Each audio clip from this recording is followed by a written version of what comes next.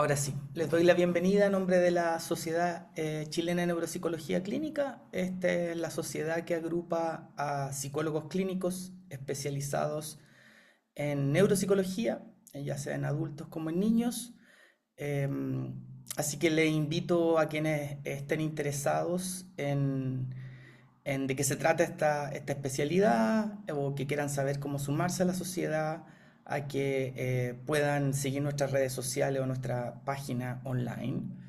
Esta charla de la cual yo voy a participar hoy día es una charla que es parte de las charlas abiertas que da la sociedad como una manera de visibilizar temas que son importantes o buenas prácticas en neuropsicología clínica. Así que le damos las gracias a todas y todos ustedes por su interés y su asistencia. Yo me llamo Cristian Salas, soy neuropsicólogo clínico y actualmente estoy a cargo también de la extensión de nuestra sociedad y justo hoy día me toca hacer esta charla. Así que vamos a partir para tener suficiente tiempo de tal manera que podamos dejar un buen rato al final para poder conversar.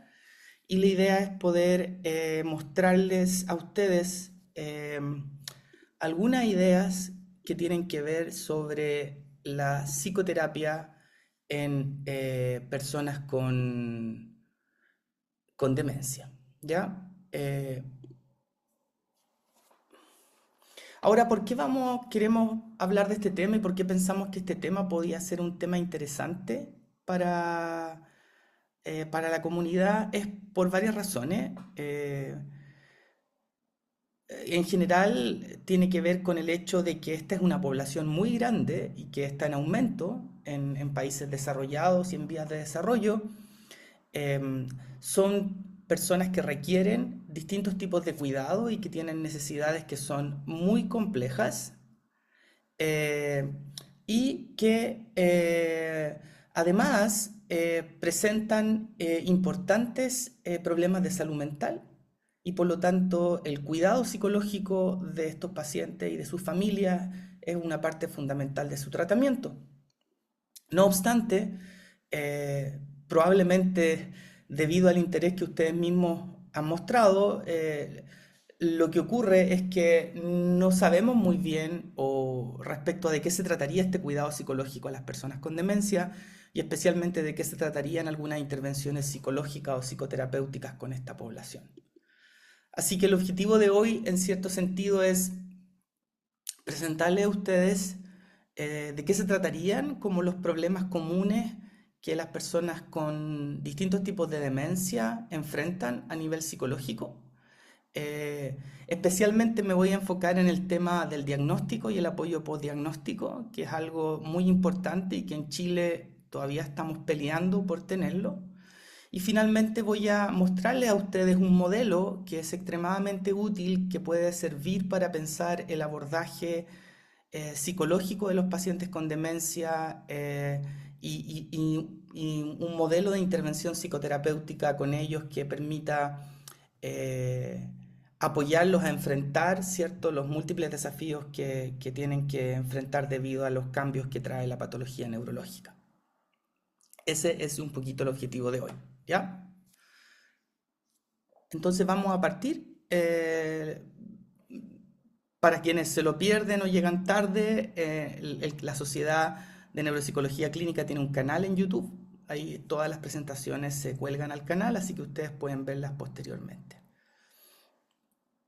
Bueno, como yo les decía, las demencias son una familia bastante importante de patologías, cierto, neurodegenerativas, dentro de las cuales el Alzheimer es la patología más frecuente con la cual nos enfrentamos. No obstante, uno de los puntos que yo quiero hacer hoy es que a pesar de que el Alzheimer es la patología más frecuente, ¿cierto? Y que muchas de las ideas que voy a presentar hoy día tienen que ver con equipos y profesionales que han trabajado especialmente con personas que tienen patología de tipo Alzheimer.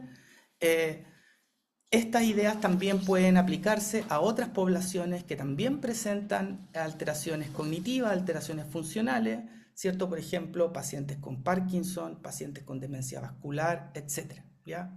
En cierto sentido, las ideas que voy a presentar hoy día pueden ser también extrapoladas y adecuadas a otras poblaciones.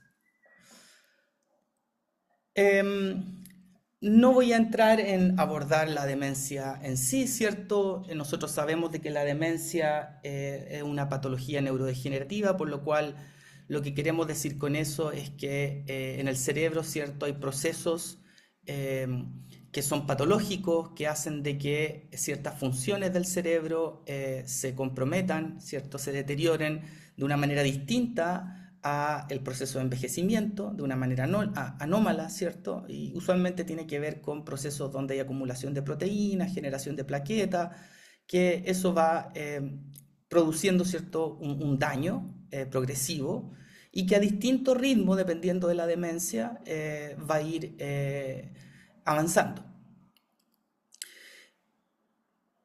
Pero algo que quizá en neuropsicología todos y todas sabemos, ¿cierto? Es que estos cambios a nivel cerebral se reflejan principalmente en una disminución de las actividades de la vida cotidiana y en una progresiva afectación de las actividades de la vida diaria, inicialmente las que son instrumentales, que tienen que ver con actividades que son más complejas cognitivamente hablando, que usualmente tienen que ver con otros que implican en cierto sentido cierto nivel de resolución de problemas y función ejecutiva, para posteriormente, a medida que las patologías avanzan, empezar a comprometer usualmente funciones que son más básicas, más automáticas, más sobreaprendidas, a lo que usualmente nosotros le llamamos las habilidades de la vida básica, habilidades de la vida diaria básica.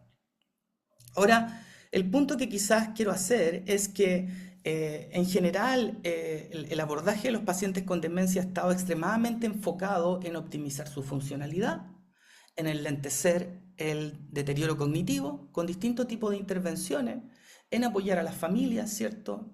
Para de alguna manera darles suficientes herramientas para el cuidado y el manejo de estos pacientes. ¿Ya? Pero hay un escaso conocimiento y discusión respecto a de qué se trataría los desafíos psicológicos de estos pacientes que progresivamente empiezan a dejar de hacer actividades que son partes centrales de su vida y de lo que constituye, ¿cierto?, su identidad. Aquí yo tengo un ejemplo de Wendy Mitchell, una famosa activista inglesa que tiene varios libros sobre demencia, donde ella, por ejemplo, describe cosas que le empezaron a ocurrir, ¿cierto?, a medida que su demencia avanzaba. Dice, por ejemplo, está hoy mirando la misma pantalla del computador desde hace 20 minutos y todavía no tiene mucho sentido. Podría estar mirando un idioma extranjero. ¿Ya? Una dificultad, por ejemplo, para procesar información y leer. O en mi turno de hablar, levanto la vista. Esperamos comenzar a implementar un sistema en 2 meses, alguien dice en una reunión, por ejemplo, pero la palabra que necesito a continuación se pierde y en lugar hay un vacío en mi mente donde esto debería estar. O estoy conduciendo, necesito girar a la derecha al final de la calle, pero ¿cómo? ¿Cómo giro a la derecha? Mi cerebro solo puede procesar una acción a la vez. Creo que mi cerebro y mi cuerpo no están comunicándose. Los pacientes progresivamente empiezan a encontrarse con estas dificultades, ¿ya? Pero esa no es toda la historia. De lo que vamos a hablar hoy día tiene que ver con que esas dificultades adquieren un significado y empiezan a generar una serie de malestares que tienen que ver con tratar de entender cuál es la causa y empezar a enfrentar, ¿cierto?, la información de que esto podría ser un trastorno neurodegenerativo, que es el diagnóstico. Nosotros tenemos un plan de demencia en Chile y hay un GES, que es cierto que es el GES es una serie de prestaciones garantizadas por el gobierno para todos los chilenos, el cual señala de que hay algunas intervenciones psicológicas, ¿cierto?, individuales o grupales para los pacientes, que hay consejería, ¿cierto?, que se exploran las necesidades y las emociones, pero lamentablemente esto está muy sucintamente descrito, no hay claridad respecto a qué se debe hacer, cómo se debe hacer o cuándo se debe hacer, ¿ya? Y esto es un gran problema porque dificulta a quienes implementan estos planes en bajarlo. Entonces, no tenemos todavía, yo creo, una clara idea de qué se trataría trabajar psicológicamente con estos pacientes.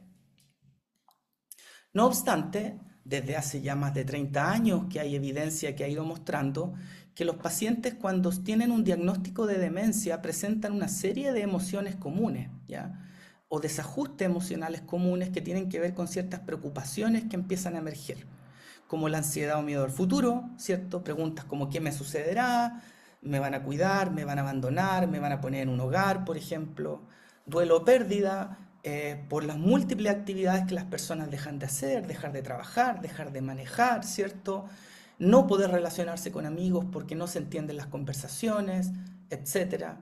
Depresión, baja autoestima, sentir que uno no tiene energía, que no sirve para las cosas que antes servía, o que los demás a uno ya no lo aguantan, ¿cierto? Y eso empieza a crear, ¿cierto?, una visión de sí negativa, o terror, ¿cierto?, miedo y angustia profunda debido a sentir de que uno puede terminar como otras personas con demencia que uno ha visto, ¿cierto?, quienes en la etapa final de la demencia, ¿cierto?, no pueden valerse por sí mismas, ¿ya?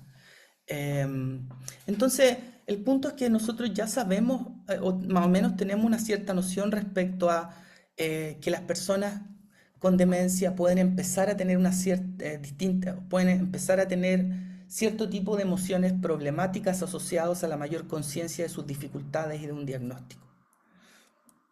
De hecho, cuando se le preguntaba a las personas, por ejemplo, qué sería lo más difícil de enfrentar en un diagnóstico de demencia, en general lo que los pacientes señalan, o antes de ser diagnosticados señalan, ¿cierto? Que serían temas de muerte y deterioro, ¿ya? El diagnóstico como una sentencia de muerte. Este es un tema súper difícil, la incertidumbre de la velocidad de la progresión de la demencia, la pérdida de la independencia y el control y tener que ser una carga para los demás y empezar a ceder el control a los demás, la pérdida de la identidad, sentir que uno ya no es el mismo de antes, cambio en las relaciones, y esto tiene que ver con la capacidad de reconocer a otros o que otros nos reconozcan, y la pérdida y el sentido y propósito.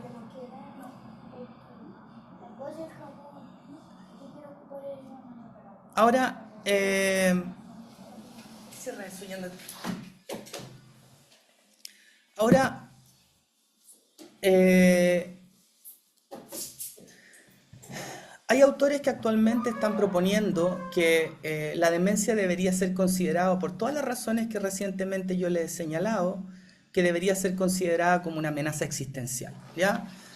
Podría yo tratar de explicarles lo que esto significa, pero creo que me demoraría más en hacerlo que simplemente leerle este magnífico párrafo de Cheston donde él lo explica de la mejor forma que yo he encontrado. Así que ténganme paciencia porque esto no se tiene que hacer, pero yo voy a hacerlo. A lo largo de la enfermedad se perderán capacidades claves fundamentales para la identidad de una persona, dice Cheston. Estas capacidades no solo dan forma a quién es la persona, sino que también influyen en las impresiones que los demás desarrollan sobre ella. El déficit en el almacenamiento de nuevos recuerdos, característico de la enfermedad de Alzheimer, implica que el hilo narrativo que conecta el presente con el pasado y el futuro comienza a deshilacharse. Como consecuencia, la persona empieza a tener dificultades para recordar lo que le ocurrió inmediatamente, antes y para imaginar lo que le depara el futuro. Los pacientes empiezan a quedar medios constreñidos en el presente como consecuencia de esto. Su capacidad para llevar una vida significativa puede verse progresivamente comprometida, su independencia se verá gradualmente mermada, su sentido de identidad será amenazado, sus relaciones con seres queridos se alterarán de manera irreparable y finalmente, incluso sus capacidades para realizar las acciones más básicas serán eliminadas. En conjunto, creemos que estas amenazas se describen mejor como existenciales, ya que afectan aquellos aspectos del funcionamiento de una persona que son esenciales para su identidad y su existencia como ser humano. Además, la persona que vive con demencia es constantemente consciente de estas amenazas cada vez que olvida un nombre, pierde un objeto o lucha por comprender lo que está experimentando y se le recuerda su realidad. Entonces, me doy la libertad de leerle este extracto de este hermoso libro de Cheston porque de alguna manera lo que instala tiene que ver con una idea que permite articular de qué se trata vivir con un diagnóstico de demencia y entender que es algo que amenaza ciertos aspectos muy centrales de la existencia de una persona y de su identidad, de sus relaciones con otros, de su lugar en el mundo, ¿ya? De su sentido de seguridad, de agencia, etcétera, ¿ya? Y por lo tanto, lo que vamos a encontrar después, que tiene que ver con cómo la persona procesa esta información y muchas veces la negativa a procesar esta información o la ambivalencia que tienen los pacientes a procesar esta información, de alguna manera también tiene que ser entendido en relación a la magnitud de lo que el paciente está teniendo que vivir, ¿ya? Y otra manera de ver esto que yo les estoy planteando entonces tiene que ver con el tema de que sabemos, o sea, ya podríamos más o menos saber de qué se trata aquello por lo cual un paciente con demencia atraviesa, de tal manera de poder relativamente hacernos una idea, empatizar con eso y pensar, bueno, ¿de qué se trataría entonces ayudar a alguien psicoterapéuticamente? Hablemos entonces ahora del diagnóstico, ¿ya? De nuevo, aquí tenemos a Wendy Mitchell en otro libro que ella escribe que dice, ciertamente a los 58 años, cuando me senté frente a un neurólogo, me dijeron que y me dijeron que tenía demencia, no me sentí positiva ni en control. Escuché las palabras de que no había nada más que pudieran hacer y salí del hospital sintiendo que al final de mi vida que el final de mi vida se había precipitado hacia mí, ¿ya? La experiencia de recibir el diagnóstico es una experiencia extremadamente poderosa para los pacientes. Muchos pacientes consultan a propósito de un diagnóstico. Y gran parte de los profesionales que a veces ofrecen los diagnósticos no son muy sensibles respecto a cómo ofrecerlo o a las consecuencias que esa información puede tener, ¿ya? Y eso ha hecho que en muchos lugares el tema de qué hacer con el diagnóstico, si entregar o no diagnóstico, es un tema importante. Esto se ha investigado. Por ejemplo, hay estudios que han mostrado que 48 de 50 personas con niveles leves de demencia querían que se les informara su diagnóstico, ¿ya? Otros estudios han mostrado que un tercio, no obstante, de una muestra de personas con demencia no quieren saber su diagnóstico y quieren que que se respete su decisión. Por lo tanto, hay variabilidad y por lo tanto deberíamos preguntar a las personas respecto a qué quieren hacer con la información que, por ejemplo, vamos a obtener en una evaluación neuropsicológica. ¿Qué sabemos de cómo los pacientes reaccionan? Diversas reacciones, shock, negación, rabia. Pero también algunos pacientes se alivian porque sienten de que por fin se entiende lo que está pasando o que se confirma una sospecha, ¿ya? Estudios que han revisado la evolución de personas con demencia por más de 10 años sugieren de que puede haber malestar al comienzo, pero ese malestar no se mantiene en el largo plazo, ¿ya? Entonces la evidencia muestra de que los pacientes pueden recibir el diagnóstico, esto no significa que no vayan a pasar cosas, pero que la mayoría de ellos quiere saberlo y que de alguna manera sí, eso va a generar un malestar que no va a ser persistente, pero que va a requerir cierto apoyo.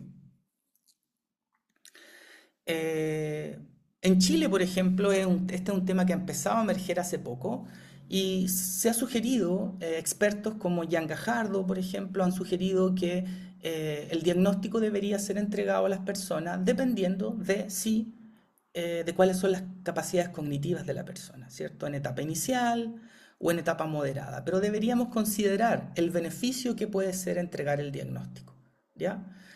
Lo cual es sensato, ¿cierto? Se va a beneficiar la persona con el diagnóstico.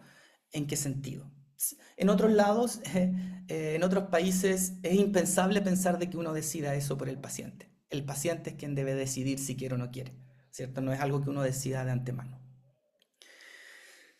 Se hizo un estudio años atrás con una muestra bastante pequeña de como 10 personas que tenían diagnóstico de demencia en etapa leve moderada, demencia tipo Alzheimer, y se encontró que después del diagnóstico las personas señalaban distintas necesidades, experiencias. Por ejemplo, aparecía el tema de si acaso era contar o no contar el diagnóstico, por ejemplo, era un tema importante, ¿cierto? Lo que se conoce como el autoestigma, el temor a que los demás cómo van a reaccionar, un gran tema respecto, ¿cierto?, al diagnóstico y abrirlo o no a otros. Ambivalencia respecto a esto de compartir o no el diagnóstico con los demás, ¿cierto? Y la adaptación, cómo yo me adapto al diagnóstico, a lo que me están diciendo y a lo que eso significa en términos de lo que va a venir, ¿ya? Interesantemente, los expertos que escribieron este artículo, ¿cierto?, dicen que el ajuste a este proceso diagnóstico no es espontáneo, lo cual significa que deberíamos nosotros intervenirlo, apoyarlo, ¿ya?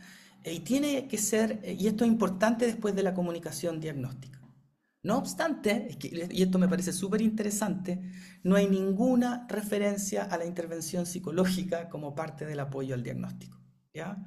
Hay otras cosas, entregar información, educar, orientar, monitorear signos de aislamiento, pero directamente nunca se habla de intervención psicoterapéutica.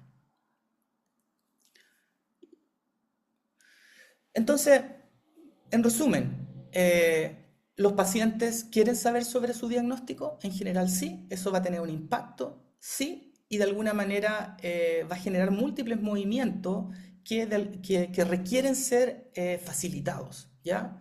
Y la psicoterapia puede ser una herramienta que puede ayudar a facilitar este proceso. Entonces ahora vamos a entrar a hablar un poquito de eso. ¿Qué sabemos de la psicoterapia en pacientes con demencia? Lo primero que yo diría es que en otros países enfermedades neurológicas crónicas como la lesión cerebral o las demencias, las guías clínicas sugieren de que, que para facilitar la adaptación de los pacientes a las circunstancias personales, familiares y sociales que generan las patologías, ¿cierto? La consejería y el apoyo psicológico es recomendado, ¿ya? O sea, en otros lugares es obvio de que esto es una opción y que debería ser parte de la oferta de servicios que se dan para el cuidado de estos pacientes.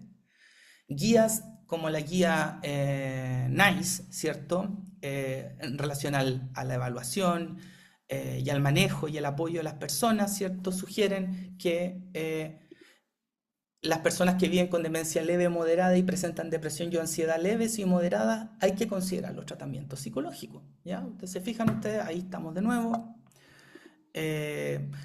Estudios que han analizado de qué se trataría este apoyo postdiagnóstico de las personas con demencia señalan de que un aspecto central, una pieza central del apoyo postdiagnóstico tiene que ver apoyar el bienestar emocional, enfocado en mejorar el ánimo, apoyar el ajuste al diagnóstico de la demencia y manejar la ansiedad.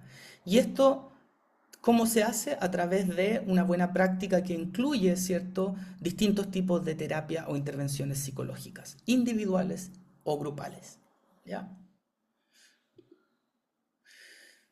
La psicoterapia en particular en personas con demencia se ha venido investigando hace tiempo. Por ejemplo, este es uno de las revisiones más viejas, por ahí del año 1998. Y ya en esa época se encontraba de que distintas técnicas de psicoterapia de distintas familias, ¿cierto?, se habían estado usando para apoyar a las personas con demencia, ¿ya? Y que el uso de las terapias había crecido enormemente cuando el cuidado de las personas con demencia tiene por el 70-80, tiene un gran giro, ¿cierto? Que es lo que le conocemos como el giro del enfoque centrado en la persona, ¿ya? Versus el enfoque biomédico de la demencia. No obstante, lo que se encontró en estas revisiones bastante tempranas era que todavía la evidencia respecto a la efectividad de estas intervenciones era mixta, ¿cierto? Y que habían especialmente problemas metodológicos respecto a cómo se diseñaban los estudios, etcétera, ¿ya? O sea, eran tiempos muy tempranos. Ya más de 20 años más tarde, en otra revisión que se hizo, se encontró que actualmente, esto es del año 22 o 23 por ahí, hay una amplia variedad de modalidades terapéuticas que se están utilizando en pacientes con demencia, distintos tipos de intervenciones, duraciones de intervenciones, contextos de intervención, ¿ya? Para los pacientes que viven con demencia. No obstante, hasta ahora la terapia que ha tenido más sólida evidencia es la terapia grupal de corta duración después del diagnóstico, ¿ya? Esa es la terapia que ha mostrado eh, de alguna manera que tiene un impacto mayor en variables como ánimo, calidad de vida, etc. ¿Ya? Y las otras áreas de psicoterapia todavía se requieren mayor investigación. Ahora, ¿por qué sería importante ofrecer psicoterapia? La persona con demencia, los argumentos que se dice que la persona con demencia enfrenta su enfermedad con una capacidad reducida cognitiva, por lo tanto se necesita alguien que apoye ese procesamiento de información para entender qué le está pasando a la persona. Un mundo social que se restringe crecientemente. Tiende a ocurrir que no hay espacios para que la persona le dé sentido a su experiencia. Las familias no hablan de este tema con las personas no hablan de este tema espontáneamente. Obviamente hay un desafío de aceptar lo que ocurre, ¿ya? Y mantener un sentido de sí mismo, de continuidad a pesar de la demencia. y por lo tanto ayudarle a la persona a posicionarse en el mundo, ¿cierto? Con una identidad más o menos coherente, enfrentando los desafíos que impone esta patología degenerativa. ¿Ya? Entonces, hay hartas razones de por qué la psicoterapia podría ser útil para esta población. Obviamente, eh, es necesario también hacer consideraciones técnicas que tienen que ver con cómo acomodamos estas herramientas a esta población específica, que son las personas con demencia. Algunas sugerencias que se han hecho tienen que ver con sesiones más estructuradas, que ayuden a recordar información, que tengan metas claras, por ejemplo, que haya feedback, tareas, apoyos de memoria, eh, cuidar el ritmo, que el ritmo de alguna manera respete el ritmo de la persona, el estado afectivo de la persona, utilizar estrategias para promover el aprendizaje, estrategias que permiten el afrontamiento de otros problemas cognitivos que emergen en la vida diaria, involucrar a otros como familia principalmente, y estar especialmente entrenado en estrategias cognitivo-comunicativas, que eso significa qué pasa si tengo un paciente, por ejemplo, que debido a su demencia está muy tangencial. ¿Cómo manejo esa tangencialidad? ¿O qué pasa si un paciente a propósito de su demencia, por ejemplo, está poco fluido y habla poco, por ejemplo? ¿Cómo yo promuevo cierto, el lenguaje y la comunicación en alguien así? Y eso requiere que los terapeutas se familiaricen con estas estrategias cognitivo-comunicativas.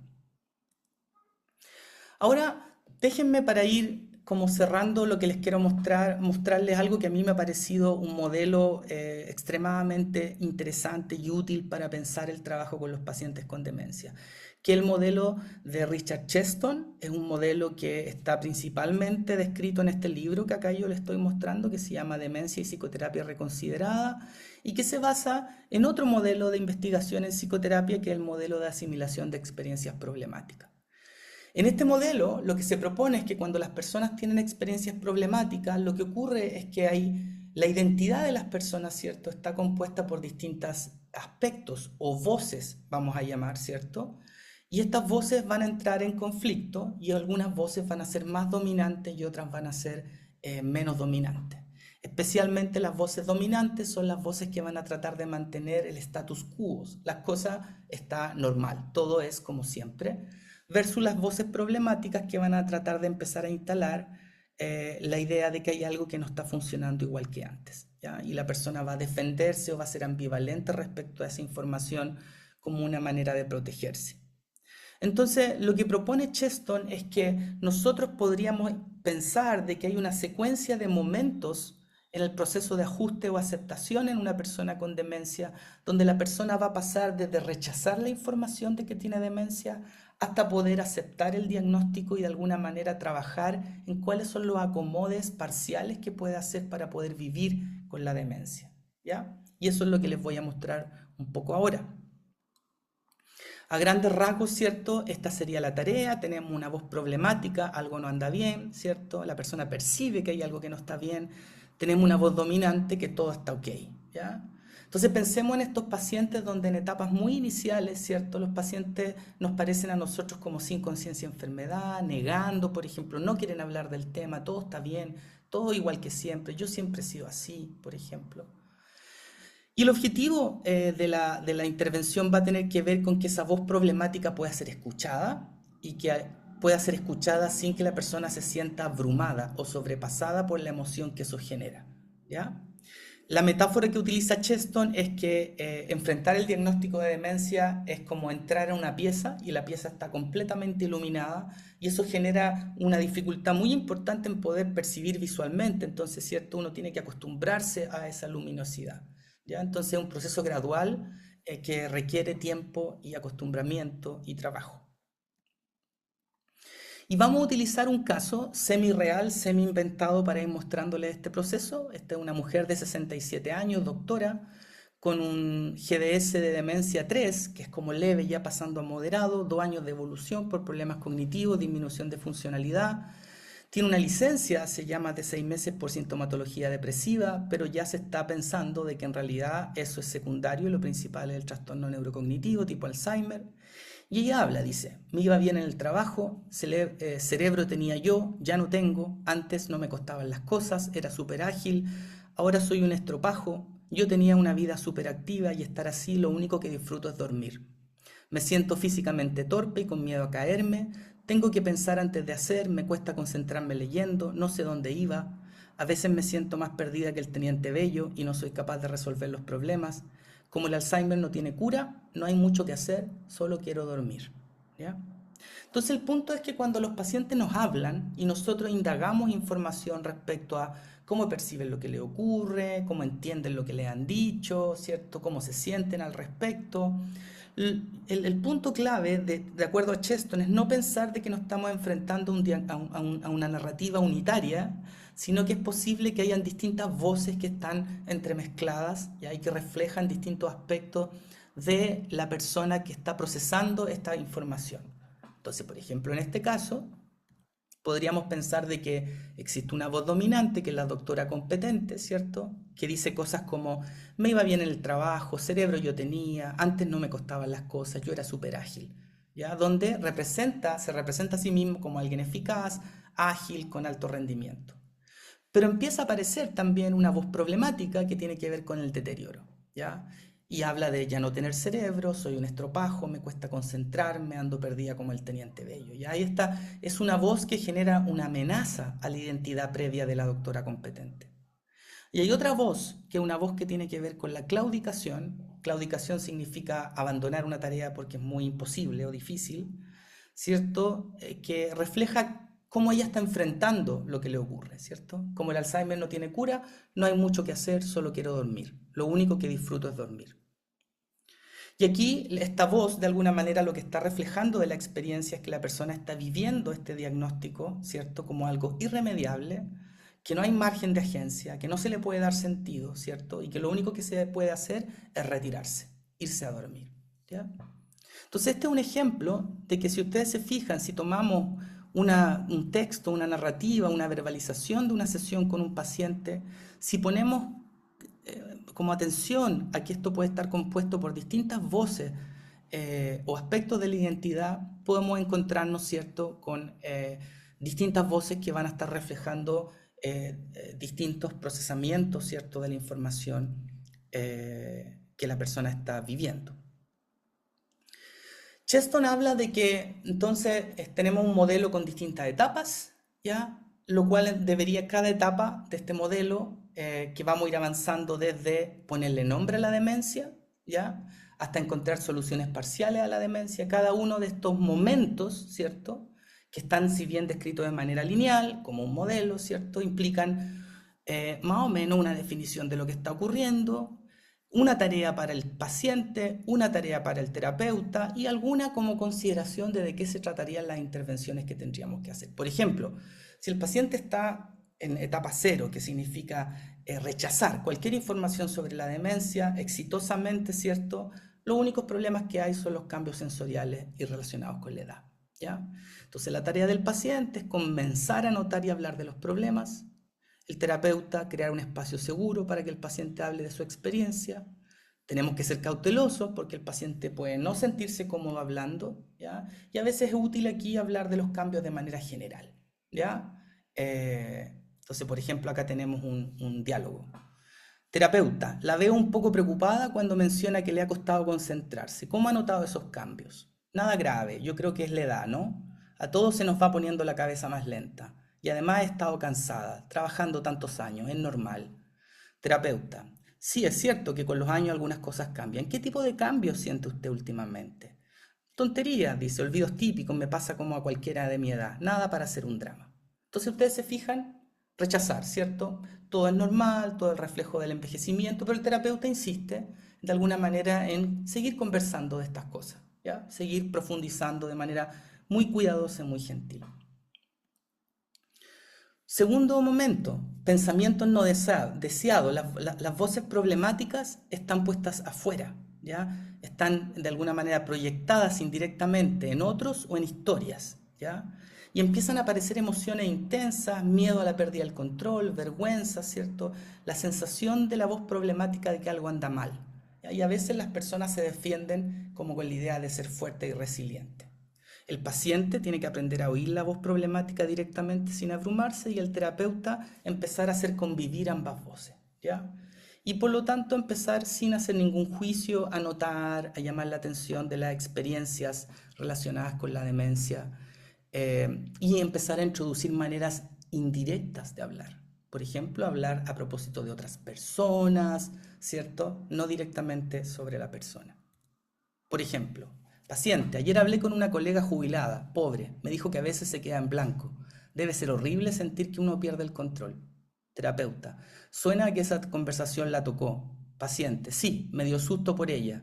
A veces pienso, bueno, nada, tonteras, yo siempre he sido resiliente. Terapeuta, y al mismo tiempo, algo la sigue inquietando. Paciente, el otro día manejando dudé si doblar o seguir recto. Un segundo, me dio vergüenza, pero le pasa a cualquiera, ¿no? ¿Cómo fue ese momento? Feo, como si algo no estuviera bien, pero prefiero ni pensarlo, mejor verlo como lo que le pasa a los otros. ¿Se fijan?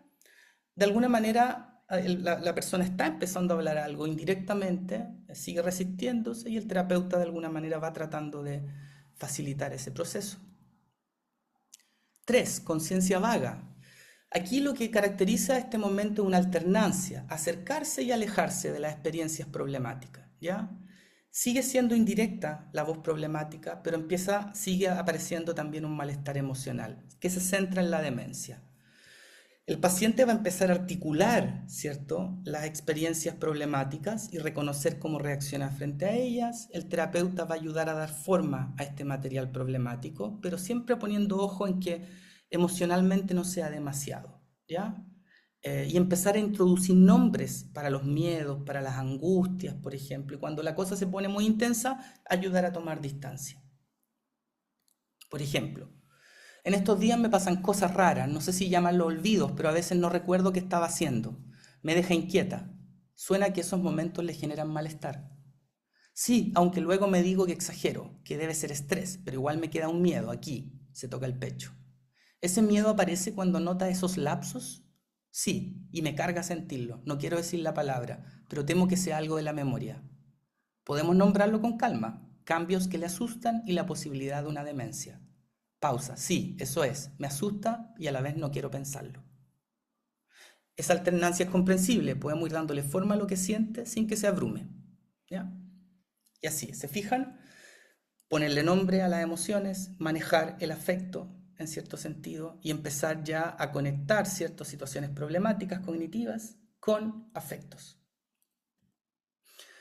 Pasamos a un segundo nivel, que ya es encontrar distancia y perspectiva. Aquí ya la persona empezó a conectar a experiencias problemáticas con afecto y vamos a empezar a clarificar los problemas, ¿ya? Y hablar de que la demencia puede ser una explicación. Los pacientes van a empezar a hablar de tener demencia. Si bien puede haber afecto negativo, va a ser manejable, ¿ya? Y vamos a empezar a ayudarle a la persona a entender cómo la demencia en sí, con lo que trae, se constituye como un problema para cada uno distinto, ¿ya? Entonces, ponerle nombre a las experiencias problemáticas, ¿cierto?, de demencia, y asociándolas a tener demencia, explorar estos aspectos problemáticos y trabajar para tomar distancia de esos sentimientos, ¿ya? Por ejemplo, estos lapsos tienen que ver con la demencia, me cuesta admitirlo, pero lo sé. ¿Cómo es decir mi demencia? Doloroso, pero también claro, explica por qué ya no rindo como antes, por qué me pierdo en tareas simples, eso me duele. ¿Qué es lo que más le preocupa de estos cambios? Pensar que algún día tendrán que cuidarme. Usted sabe que no me fue bien con eso cuando era niña. Ese pensamiento me aprieta el pecho. Entonces uno de los problemas centrales es su miedo a la dependencia. Sí, y también dejar de ser la doctora. Ahora tengo demencia. ¿Quién soy? Podemos trabajar eso con calma, ir viendo cómo estos cambios afectan su vida y qué necesita usted y su familia, ¿ya? Y etcétera, ¿ya? Algo que es bien importante que en este punto empieza a ser posible y no antes, es que empezamos a tratar de ver cómo las emociones negativas asociadas a estos cambios y dificultades se conectan con eventos de la biografía de la persona. En este caso tenemos una persona que en su biografía el ser cuidado y el depender de otros fue algo muy difícil, ¿ya? Algo que la persona no tuvo, que generó mucha inseguridad. Entonces ahora que la demencia se empieza a instalar y se ve que hacia adelante va a requerir el apoyo y la ayuda de otros, ese elemento empieza a ser un foco de conflicto. En cierto sentido, esto es lo que dice Cheston cuando él habla de que la demencia despierta los horrores privados de cada uno. Eso significa que aquello que ha sido más difícil en nuestra historia probablemente va a ser aquello que le va a dar significado a algún aspecto de vivir con demencia. Y esa conexión es algo que tenemos que tratar de ayudarle a los pacientes a ver. Comprensión o insight, creo que este es el último, no, penúltimo.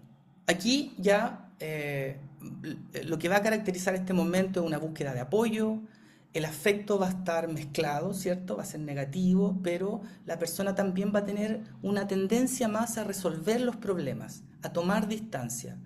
Eh, Se va a trabajar en buscar qué de la demencia es lo más problemático, ¿ya?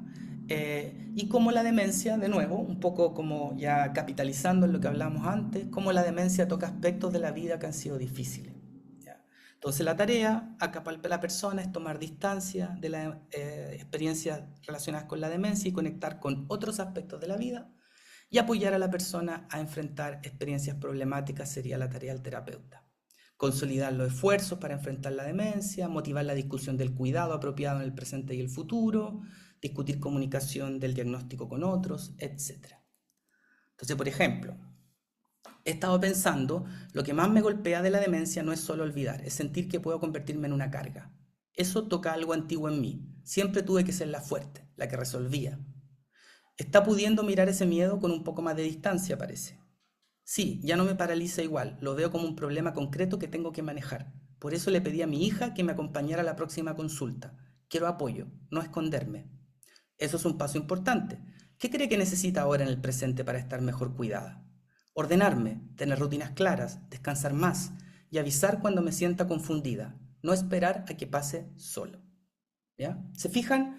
De alguna manera empieza a aparecer la emocionalidad negativa, disminuye, la persona se ve menos sobrepasada y por lo tanto también es capaz de empezar a pensar en soluciones, en tomar decisiones de cómo quiere enfrentar lo que le está pasando. Y finalmente, elaborar y encontrar soluciones parciales, que tiene que ver con que la persona ya reconoce que existe la demencia, que no puede ser curada, pero que sí puede ser manejada, que permite que otros la cuiden si lo necesita, puede ceder el control a otros si es necesario y considerar ciertas soluciones a problemas recurrentes. Entonces, aquí aparece algo que es bien importante con los pacientes con demencia, que es prepararse para el futuro y tomar decisiones de manera adelantada, ¿cierto? Ser agentes de lo que va a ocurrir y poder decidir para cuando en otro momento futuro no se pueda decidir tan fácilmente. Y el terapeuta ayudar a la persona a enfrentar estas decisiones que tiene que tomar sobre su vida, ¿ya? Por ejemplo, entonces, trabajar en planear tareas para acomodarse a los déficits cognitivos, hacer preparaciones prácticas para el hogar y el futuro, voluntad anticipada, otorgar poderes a terceros, dejar de manejar, discutir actividades que hacen la vida significativa. Por ejemplo, ya asumí que la demencia no se va a ir, pero estoy empezando a verla como algo que puedo manejar. He dejado de luchar contra la idea de necesitar ayuda. ¿Qué cambio ha notado desde que comenzó a permitirse más apoyo? Por ejemplo, ya no manejo. Me costó, pero fue un alivio. Mi hijo ahora me lleva los controles y acepté que él organice mis medicamentos en ese pastillero semanal. Yo sola me estaba confundiendo. ¿Qué se siente soltar? Tristeza, pero también tranquilidad. Es como ordenar mi vida para darme paz a mí y a mi familia. Y en el presente, ¿qué cosas le hacen la vida significativa ahora?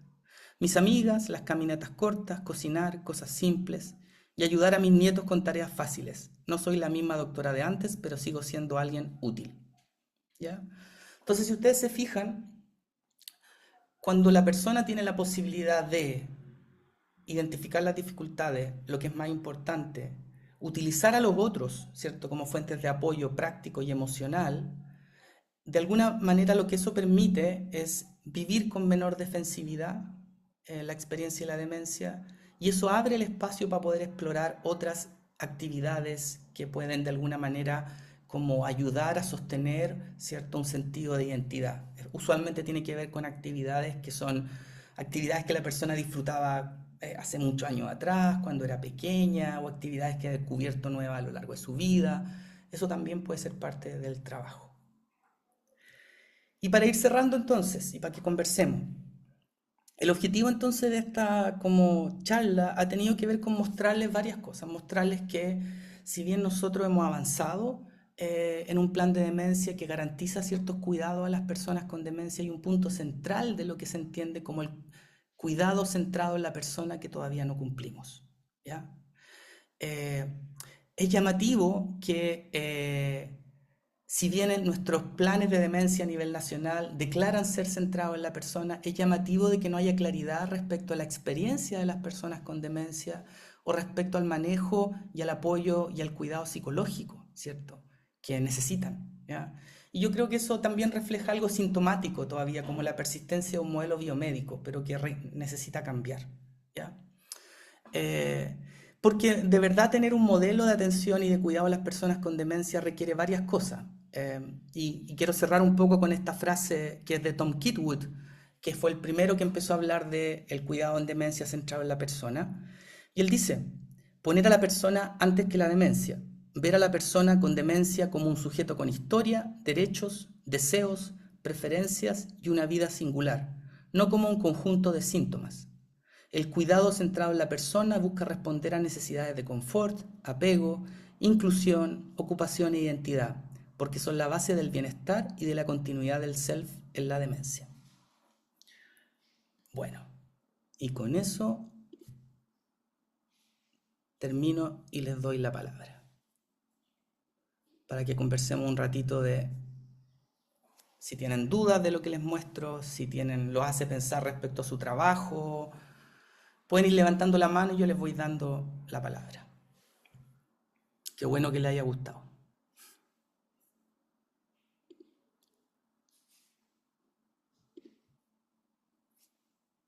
Sin vergüenza. Mauricio. Gracias, Cristian. Excelente. Muy interesante la presentación. Eh, a ver, tengo un caso que es muy similar al que explicaste ahí. Lo que pasa es que la persona, eh, pues siempre, bueno, había sido diagnosticada de toda la vida con una depresión y demás. Y lo que me ha pasado, digamos, en la mayoría de estos casos es que quien busca al psicólogo son los familiares y los cuidadores y no la persona. Entonces a partir de ahí ya empieza uno como en una posición un poco complicada, en el sentido de que empiezas a trabajar con alguien que no lo ha pedido. No sé si me explico. ¿Sí? Eh, y esa relación, ¿no? De empezar a trabajar con alguien que no lo ha pedido y que normalmente te lo hacen para sesiones de estimulación cognitiva y demás. En este caso la persona es muy funcional y creo que podría beneficiarse de actividades más funcionales, ¿no? De grupos y pues yo soy partidario más de una estimulación cognitiva más ecológica que ponerle a hacer softwares y demás cosas. Eh, pero claro, cuando empiezo a hablar con la persona, lo que siento, primero, es muy poca conciencia de su deterioro cognitivo, que no sé si es por negación, rechazo o porque realmente no tiene conciencia de ese deterioro. Y asociado, claro, a una depresión que es evidente y problemas familiares y demás. Y por el otro lado están los familiares y los cuidadores que lo que te están diciendo es del montón de problemas detrás de la persona, que la persona no te los comenta, financieros, de que no puede gestionar su dinero, de que, qué sé yo, que, bueno, pues comportamientos ahí, problemas conductuales y demás. Pero ese trabajo con la persona directamente me parece que es complicado.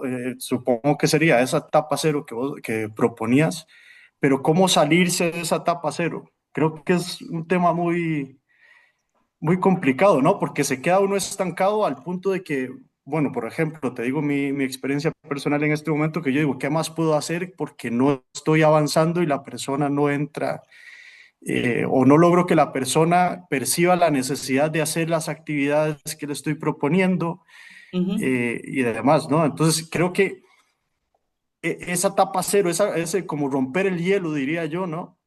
No es fácil. Es un tema, no es fácil para nada. Sí, sí.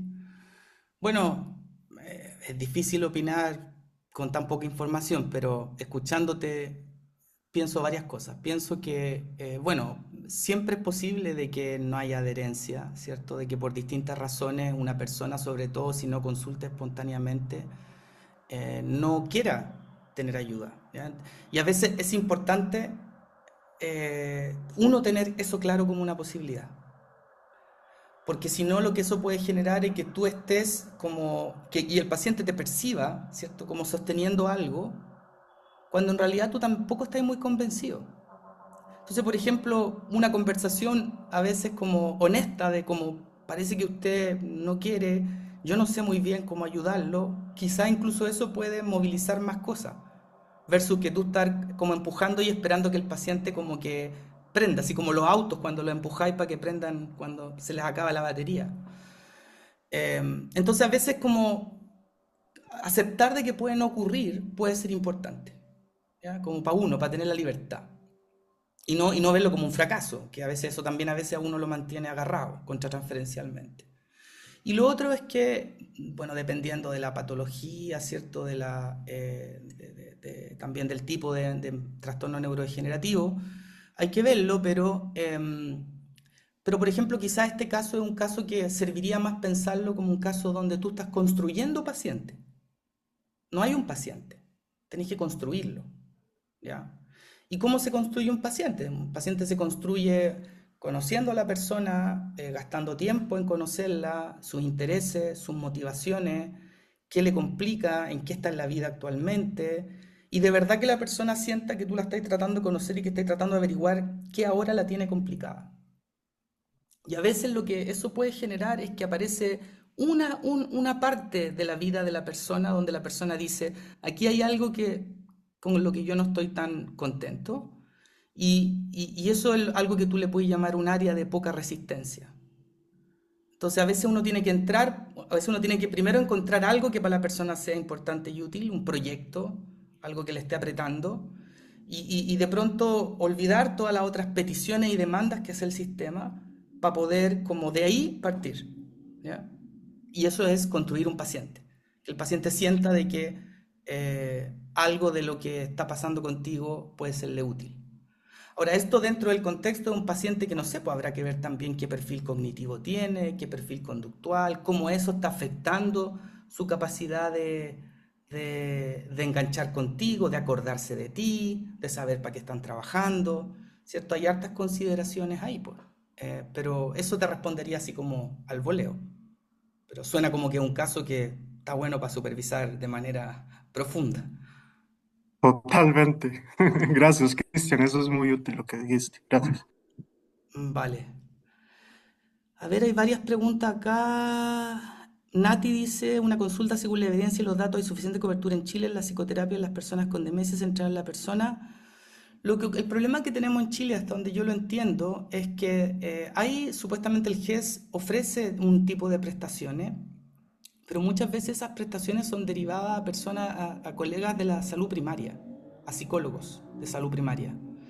Em, y ahí lo que ocurre es que no necesariamente esos colegas tienen un entrenamiento como para poder trabajar con personas con demencia. Entonces ahí está lo que el plan de demencia llama la necesidad de una mayor capacitación en esta fuerza laboral que son quienes probablemente ven más a estos pacientes o los monitorean mientras viven en la comunidad. Psicólogos hay muchos. Ahora estamos en un boom de psicólogos. Yo creo que el tema psicólogos que sepan trabajar con estos pacientes o que estén formados, yo creo que ahí hay menos. Y ese es un desafío que tenemos que ir mejorando.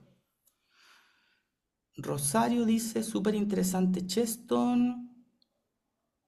La terapia corta por diagnóstico es la que tiene más evidencia. Eh, sí, de hecho, bueno, Cheston hace terapia, tiene terapia individual. Cheston es de los que más ha escrito sobre psicoterapia. Ha escrito sobre psicoterapia individual, psicoterapia de pareja y psicoterapia en grupo. Y ellos tienen un programa que se llama Viviendo Bien con Demencia, en el cual hay todo un modelo de trabajo grupal, pero que tiene un poco este formato estas fases del proceso de aceptación. Y de alguna manera lo utiliza, pero en un formato grupal. Los formatos grupales son súper poderosos, sobre todo para temas ayudarle a las personas a identificarse con las dificultades de otros, aceptar sugerencias, sentirse que pertenecen, que no son los únicos que les pasa un problema. Entonces muy poderosos en ese sentido. Matías. Ah, gracias, Matías. Ya, esas eran las preguntas que estaban ahí. ¿Hay alguien que tenga Yo, comentario? Álvaro, el infaltable. Oye, una pregunta, es más por ignorancia que otra cosa. dale. Eh, Creo que durante mucho tiempo entendimos de que está como voz dominante, ¿no es cierto? Como de que no pasa nada. Quizás la pensamos como anosognosia, Ah, buena pregunta, sí. ¿no? De acuerdo al modelo de Cheston, entonces es un conflicto de adaptación y no un problema de un síntoma. Lo entiendo Sí, así, ¿no? Es decir, si él ve luz donde nosotros veíamos sombra, ¿no es cierto? De decir, ok, se puede trabajar con estos pacientes, ya hay todo un proceso. Entonces, claramente el que no hay problema no es un síntoma para Cheston, sino que sería solamente parte de una especie como de, en comillas, negación hasta un proceso de aceptación. Eh, ¿Así se entiende? sí, te cacho. Sí, no, encuentro que la pregunta es súper fundamental. Y ahí como que me ponía en la encrucijada de mi sombrero neuropsicólogo y mi sombrero terapeuta. Mi sombrero, si junto esos dos sombreros, yo siempre diría de que hay que estar en un delicada línea entre medio, porque un paciente con demencia, imaginemos que no tiene, a ver, un clásico paciente Alzheimer, ¿cierto? Que empieza a tener problemas de memoria inmediata, no son pacientes con problemas de conciencia de enfermedad brutales, Claro, como los que tenemos claro. en lesión cerebral, pero sí podéis tener problemas de conciencia de enfermedad porque te cuesta integrar información, ¿cierto? Ujú, Porque te cuesta como, de alguna manera, meter información al sistema, ¿ya? claro. Entonces, puede que hay, o sea, no puede. Sin duda, el perfil cognitivo va a afectar el proceso de procesar esa información, integrarla, etcétera, ¿ya? Entonces, yo creo que si es que hay algo de conciencia, de alteración de conciencia enfermedad, más bien es esa influencia, como en la línea de anosognosia. Pero hay un elemento, y esto es como la tesis potente de Cheston, que hay un elemento muy potente que es afectivo, ¿ya? Y que tiene que ver con que este diagnóstico despierta, ¿cierto?, angustias que son de un nivel muy potente e intenso, y eso de alguna manera, eso nosotros lo sabemos con los pacientes neuro, colapsa los recursos ejecutivos. O sea, Claro, cuando hay mucha intensidad afectiva, yo dejo de pensar, ¿ya? claro. Si eres un paciente neuro, eso peor aún, ¿ya? Ujú. Entonces, pero la hipótesis de Cheston, es decir, aquí es más conveniente pensar de que lo afectivo tiene un rol y vamos a ir viendo si somos capaces de que eso se vaya como desarmando con el tiempo. Pero Cheston también habla, tiene un capítulo en ese libro donde él habla de aquellos pacientes que no se benefician. Ahora, curiosamente, él cuando habla de los pacientes que no se benefician, no habla tanto de los pacientes con una nosognosia neurológica dura, sino que habla más bien con los pacientes con alteraciones caracteriológicas previas. Ok, ya. O sea, para él, los pacientes que pueden no beneficiarse de esto tienden a ser pacientes con historiales de alteraciones de personalidad o rasgos de personalidad muy complicados de antes. O sea, probablemente no se diferenciarían de un paciente normotípico, ¿no? Es decir, que no tiene una patología y que probablemente no adhiere a un proceso terapéutico aun cuando la familia o el entorno lo empuje a eso, ¿no? Sí. Ya. Pero claro, yo creo que Cheston no le mete mucho énfasis a lo cognitivo, como al perfil, pero yo creo que es más bien un énfasis. Yo creo que él no te lo discutiría. Ok, ya. Eh, y yo creo que es importante que lo hagamos acá, porque en el Ajá, fondo es súper importante porque ¿cómo vais a hacer las adaptaciones técnicas de un paciente si no tenéis claro su perfil? ¿Cómo voy a saber en qué tengo que andamiarlo, apoyarlo, claro, si no tengo no, claro el sí, perfil? ¿Cierto? sí, Rocío. súper, gracias.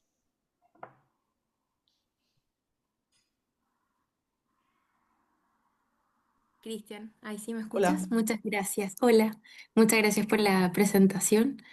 Y lo que acotaba Álvaro también muy interesante. Em, Pensaba también en esto de cuando están en un malestar muy profundo, ¿cierto? Pienso en este secuestro como amigdalino que ocurre, que ahí ya no pueden como en ningún caso bajar, ¿cierto? Y mirar desde el balcón en perspectiva.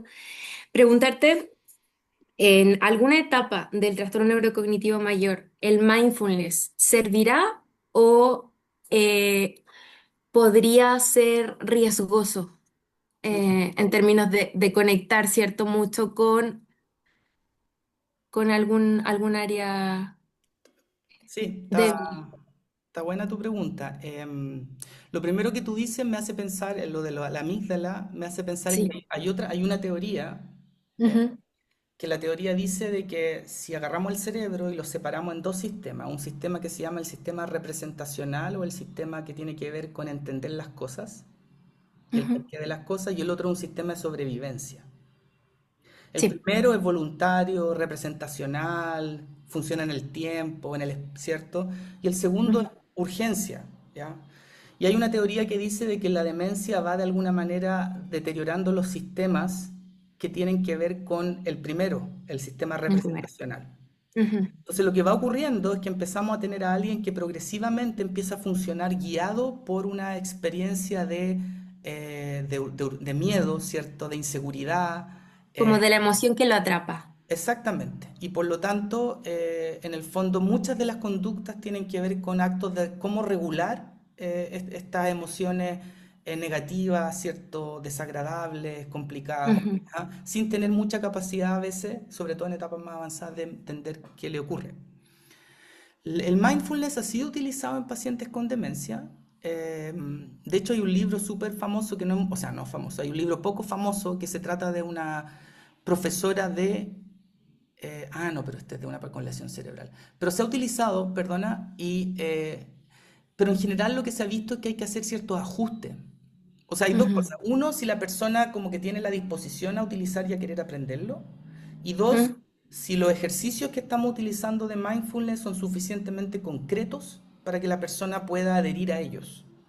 ¿Ya? Importante el punto. Tienen que ser concretos. Porque en el mindfulness hay cosas que son muy abstractas y otras que son Muy más bien. concretas. Entonces, lo que se ha visto ahí que hay que adaptar la técnica para el paciente. Ok, perfecto. Muchas gracias. Vale. B pregunta, ¿podría decirse que en estadios muy avanzados la psicoterapia para el paciente se hace a través del cuidador? En estadios muy avanzados, claro, cuando el paciente no puede participar de un proceso, en general, claro, pues, intervenimos ahí en los cuidadores principalmente, sí. Em, eso es así, y de hecho gran parte de lo que tenemos nosotros hoy en día en Chile es bastante bueno, o sea, lo que se ha empezado a instalar que tiene que ver con las terapias no farmacológicas, que son maneras de entender las conductas de las personas cuando las personas ya empiezan a tener problemas para expresar lo que necesitan o lo que quieren. Entonces, no sé si ustedes han escuchado como esto de que cualquier desajuste conductual, no entenderlo como un problema, puede ser miedo, puede ser hambre, puede ser frío, puede ser dolor. Entender estos desajustes conductuales como necesidades no satisfechas. O sea, hay una serie como de cosas que han ido instalándose en el trabajo con demencia para las etapas más avanzadas que están súper bien orientadas. Y tienen que ver con el manejo de los familiares y del ambiente. Romina, Hola, hola. estaba pensando en esto que estaba como señalando la compañera recién a través del audio y según lo que entiendo es que en este como deterioro a lo mejor progresivo o en esta afectación progresiva, em, producto de la demencia, hay una afectación como en el nivel de entender las cosas, que era como lo que mencionabas tú, y que a lo mejor como que lo afectivo podría, como que incluso a lo mejor como mantenerse, por así decirlo, como que es la afectación en las funciones más complejas lo que es más latente, ¿verdad? Ujú. Dado eso, mi pregunta es si es cómo se maneja eso en la práctica como psicoterapéutica, dado que hay algunas como problemáticas que uno las puede atribuir a lo mejor a un malestar emocional, pero que a lo mejor pueden responder también a una alteración como cognitiva. No sé si me explico. Como que hay cosas, por ejemplo, a lo mejor la poca flexibilización, no sé, ¿Ya? ¿ya? Como la rigidez cognitiva. A lo mejor puede también como responder a cierta alteración cognitiva, pero también puede ser producto como del malestar emocional, de Ah, la te dificultad cacho, para aceptar el diagnóstico, te como cacho. que puede responder a otra causa. Sí. No sé si es importante diferenciar a lo mejor como el origen de esas alteraciones, si algo como cognitivo o algo emocional, y si es que es necesario diferenciarlo, cómo se aborda desde cada una de esas áreas. Súper buena pregunta. Es absolutamente fundamental diferenciarlo. Y volvemos a la pregunta, la importancia de un buen perfil. Por ejemplo, yo tengo una paciente con Parkinson que ella tiene un problema atencional y ejecutivo, producto de su Parkinson, en etapa avanzada, y ella, algo que le ocurre todo el rato, y que eso es algo que se ve en la evaluación neuropsicológica, es que ella se disgrega. Entonces estamos en terapia, estamos hablando, y de repente ella me va a responder a algo, y se le ocurre una asociación de algo que tiene que ver, y me empieza a hablar de eso, y después de otra cosa, y después de otra cosa, y yo ya me pierdo. Entonces yo tengo que encontrar estrategias para hacerla volver o para preguntarle cómo eso conecta con lo que me estaba hablando. En ese caso, por ejemplo, yo tengo claro, porque yo conozco su perfil, de que eso es una manifestación de su perfil cognitivo que lo que hace es que como que cambia la manera en que funciona su pensamiento, ¿ya? Si la paciente tiene además, por ejemplo, un tema ejecutivo importante, es esperable que eso se exprese en la vida afectiva, ¿cierto? Porque lo ejecutivo es lo que nos permite regular los afectos. Entonces, si lo ejecutivo está alterado, ¿cierto? Lo que yo voy a ver en los afectos probablemente va a ser una suerte de aquello que obviamente es una respuesta natural a algo que está ocurriendo, pero el elemento regulatorio ahí probablemente lo que yo voy a ver es la falla del mecanismo regulatorio también, ¿ya? Entonces, mi respuesta corta para ti es, siempre hay que ver estas dos cosas juntas y de alguna manera siempre nos vamos a estar preguntando, ¿qué de acá está pesando más? ¿Ya? Esa es la pregunta, ¿qué pesa más? ¿Ya? Y para eso vamos a tener un historial, vamos a tener el perfil y eso nos va a dar información para de repente emitir juicios de qué está pesando más. ¿Ya? Ahora, al final del día, alguien dice ejecutivo y rígido, esa es su nueva manera de estar en el mundo. ¿Ya? Su déficit es como es, eso es él ahora. ¿Ya? No, no es el déficit, es él, en cierto sentido. ¿Cachai? Entonces eso es parte de él. Es lo que, es todo este trabajo de cómo a veces con los pacientes neuro les tenemos que ayudar a conocerse de nuevo. ¿Ya? Se tienen que conocer de nuevo porque este cambio les genera que son distintos ahora. ¿Ya? Y tienen que aprender a conocerse como están ahora en el mundo. ¿Ya? Y eso, cualquier cosa cognitiva va a cambiar si fuera esto como un paisaje, ¿cierto? Psicológico. Eso puedo decir. Matías, Muchas gracias. Sí, hola, buenas tardes. Muchas gracias por la presentación, Cristian. De verdad que es sumamente importante visibilizar esta necesidad. Tengo una pregunta respecto a esta terapia, ¿cierto? Esto que propones. No sé si has podido como identificar cómo convergería esta terapia con la terapia de estimulación cognitiva, ¿cierto? Como una terapia bien establecida, que está basado en la terapia de reminiscencia, orientación a la realidad y de validación. ¿Cómo ves que podrían converger estas terapias en algún momento donde se asegure, por así decirlo? es una gran polémica porque hoy en día la evidencia, o sea, a ver, voy a citar a Jan Gajardo, que es de los que más sabe de este tema de DTO, ¿cierto? En Chile, y la evidencia hoy día muestra que no estamos tan seguros de que la terapia de estimulación cognitiva por sí sola sea la responsable de los efectos positivos. Efecto positivo significa una suerte de mantención cognitiva o de retraso del avance de la enfermedad. No sabemos qué tanto tiene que ver con la estimulación en sí o tiene que ver con el contexto social en el cual ocurre la estimulación. ¿Ya? Entonces, tanto así que de alguna manera varios programas modernos han combinado algo cognitivo con algo social, ¿ya? Que mata a varios pájaros de un tiro, ¿cierto? Entonces, yo creo que la estimulación cognitiva, si tú la piensas de una manera más amplia, tiene que ver con la ocupación, ¿ya? ¿Qué significa eso? Que mientras más tú le ayudes a una persona a mantenerse en ocupaciones significativas en relación con otros o cosas valiosas, ese deterioro va a ser más lento, ¿ya? Entonces tú puedes no trabajar con estimulación a lo clásico, ¿cierto? De tareas cognitivas, pero por ejemplo yo, esta paciente que yo le estaba contando a ustedes, yo me voy a asegurar de que ella vaya todas las semanas a su clase de tejer en la municipalidad, porque eso para ella tiene que ser parte de su agenda, ¿ya? Entonces, eso también tiene que ver con algo que a mí me parece que es importante, que es entender la estimulación más bien como una capacidad de mantenerse cognitivamente activo en relación al mundo y a las rutinas. Y eso se puede lograr de múltiples maneras. Lo social, además, tiene algo que es muy poderoso y es que combate temas de aislamiento y otras cosas. Entonces, ojalá que algo que también tenga esa naturaleza. ¿Y cómo esto conversa con la terapia? Bueno, pues si la persona me empieza a decir de que el otro día estaba súper avergonzada porque no le salía el punto, y por lo tanto empezaba a pensar si valía la pena ir para este lugar a tejer o no, puta, hay que hablar del tema, pues, ¿cachai? ¿Por qué es importante esto? Hablemos de la vergüenza. Hablemos de si acaso tus compañeras de tejido saben que tú tenés Parkinson o no. ¿Y qué te pasa a ti con eso? ¿Cachai? Entonces, la psicoterapia puede ir ayudando a mantener a la persona en la actividad y a que no se retraiga por razones psicológicas. Así lo veo yo. ¿Te Muchas convence? gracias. ¿Te convence? Claro, claro que sí, de todas maneras. Vale. Muchas gracias. Ya, y vamos a ir cerrando. Así que un par de preguntas y cerramos. Rocío,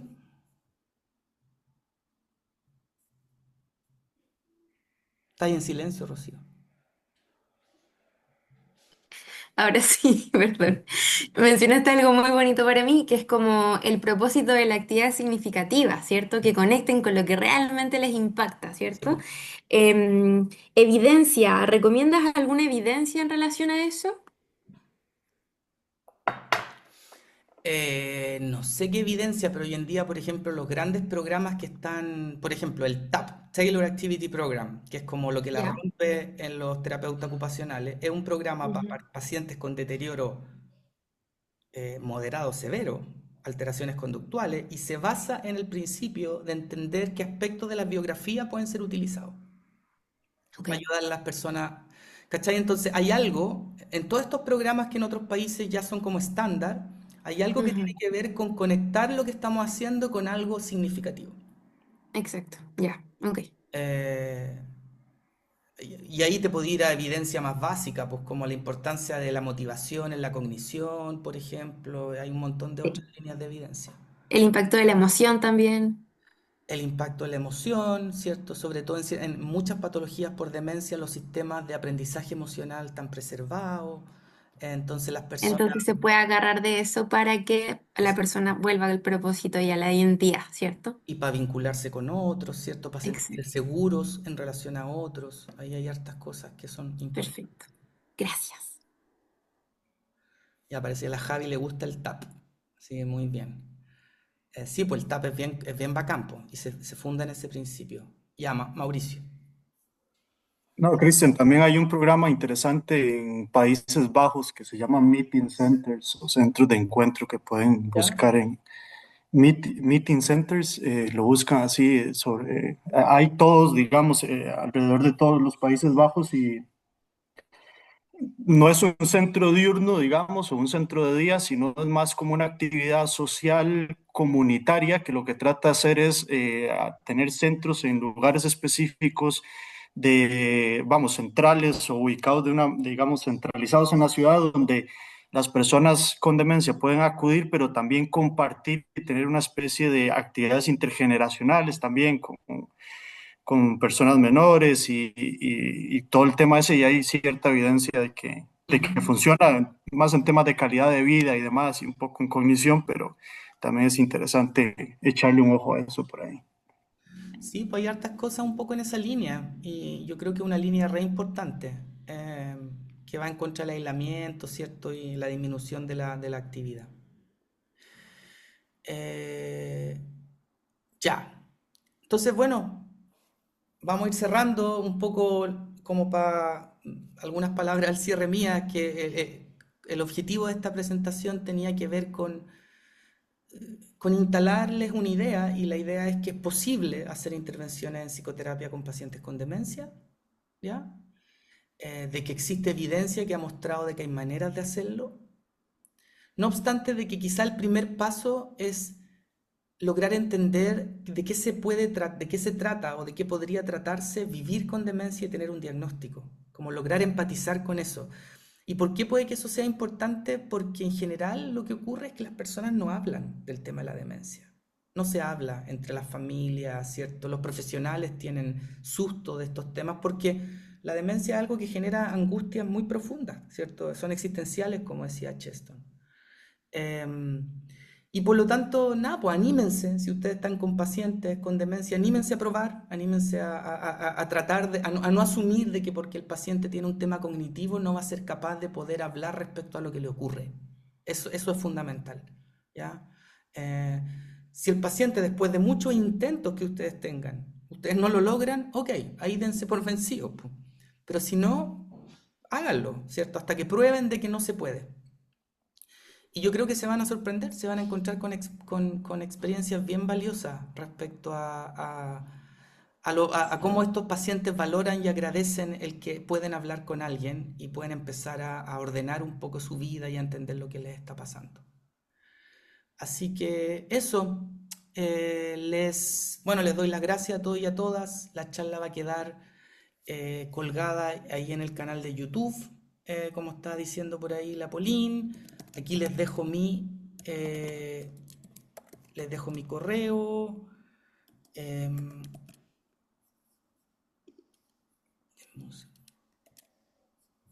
Mi correo es cristiansalas@udp.cl. Ya me pueden escribir si quieren discutir algo o si me quieren pedir algún material de los que hablamos hoy día. Yo feliz, con tiempo se los envío. No olviden que pueden mirar también, la Pauline me está soplando ahí, pueden mirar la página de la sociedad.